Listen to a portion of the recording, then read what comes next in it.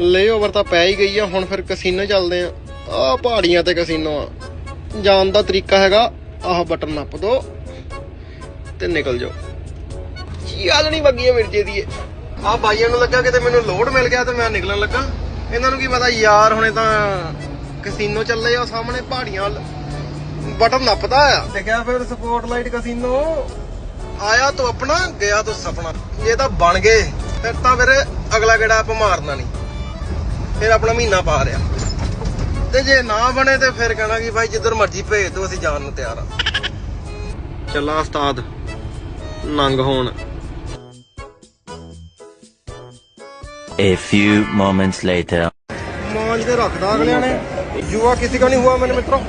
ਨਿਕਲੋ ਇੱਥੋਂ। ਕਿੰਨੇ ਗੱਲ ਪਾ ਬੈਠਾ ਮਿੰਗਰਾਂ ਦੇ ਜਾਲ ਮੇਰੀ ਮਾਂ ਨੂੰ ਨਾ ਦੱਸੇ